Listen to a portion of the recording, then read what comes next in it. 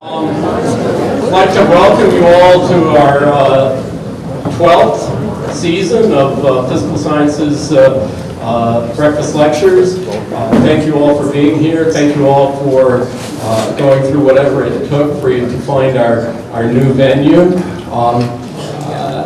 We appreciate your feedback on whether this venue works as well as the University Club.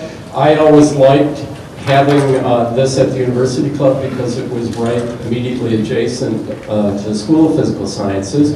One of the main reasons we moved over here is that you all have been such good, steadfast supporters that there's too many of you for the University Club. So we basically outgrew that venue, and so we're going to try this year, and we'll see how things work out. I hope that you all took advantage of the fact that when you park in the parking structure across the street, they should not have charged you for parking. If they did, I'm not sure we'd get your money back, but you should tell us at least about it so that we can make that more transparent in the future. I don't think there was a problem there this morning. Anyways, welcome to this year's series. We have four, I think, excellent lectures for you this year to tell you about things going on in the school. I want to start off with a little bit of thanks.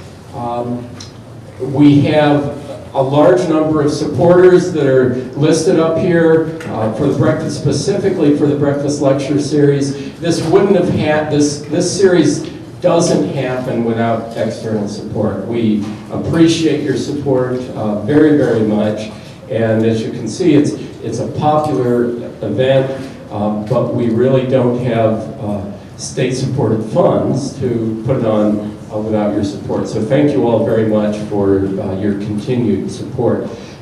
That sort of leads into an issue that is sort of the 100 million pound gorilla in the corner of every room at the University of California these days, and I want to say a few things about, and that's the budget situation. As you all know, California has this very interesting political approach to running the state. And the result is that the University of California, along with the quote, economic downturn, if you want to call it that, or disaster of this last year, the University of California's budget has been hit extremely hard. And the result is that we've had to make some really difficult decisions as a university.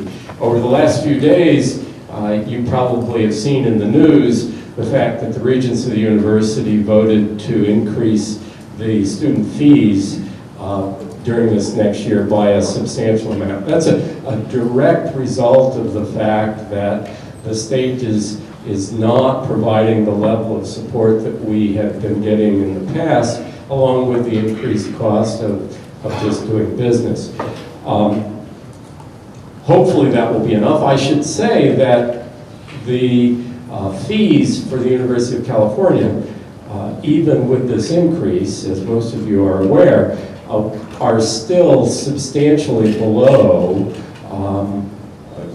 what I would consider academically competitive institutions, right? So the University of California remains a, quote, good educational deal, but it's not as cheap as it used to be, right? And so that's an issue that we all have to try to deal with, and one way of dealing with that is for supporters of the university to tell the state legislature how important the university is to you. So we all would appreciate any time you have that opportunity to just voice your support for the university.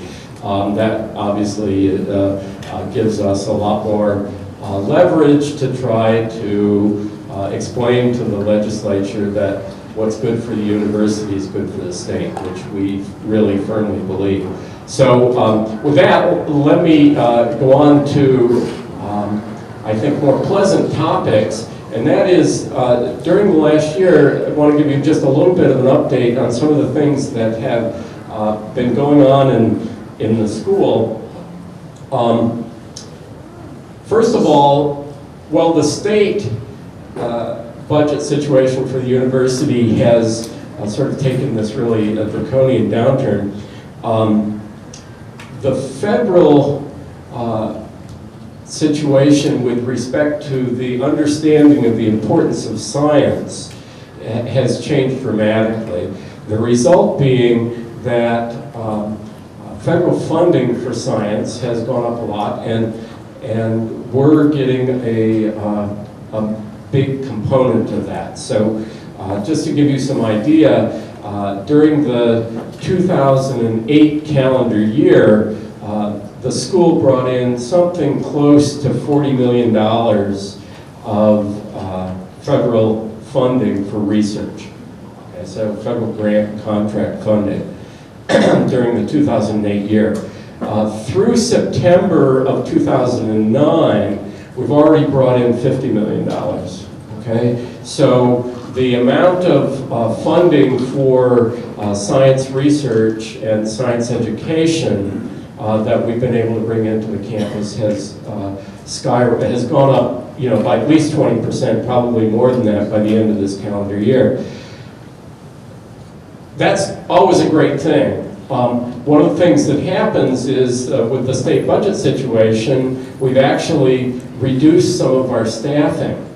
Okay, so we're trying to do more work with fewer staff, and that actually puts a big strain on everybody. So you'll hear that from various faculty around the campus. It's not just located in the School of Physical Sciences.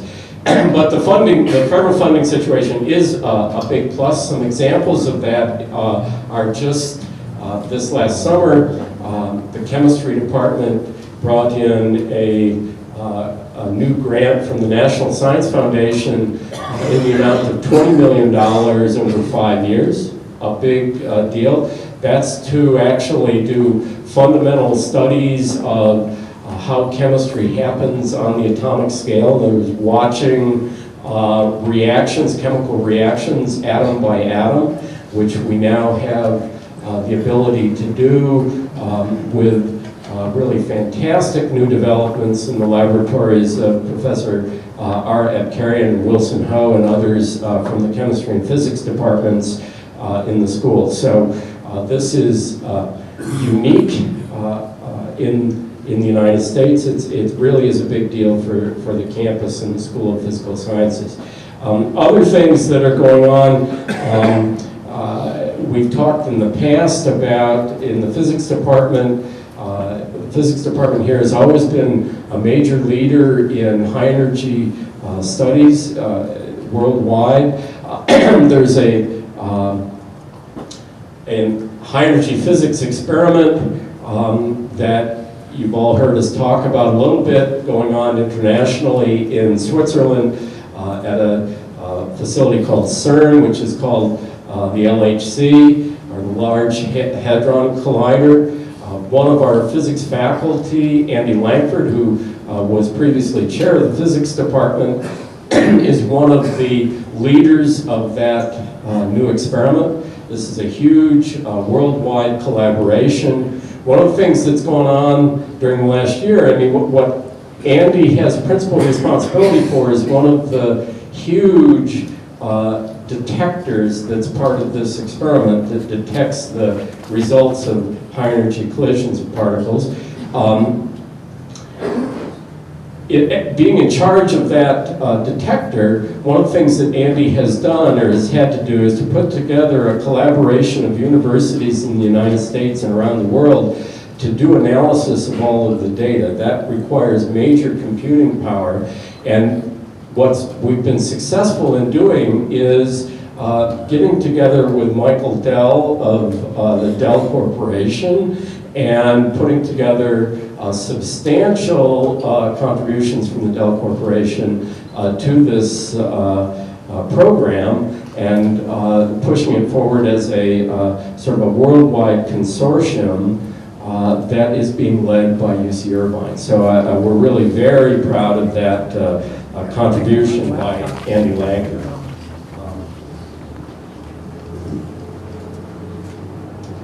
So I should say that the High Energy Collider, I guess, has actually been turned on, and commissioning has started. Is that right?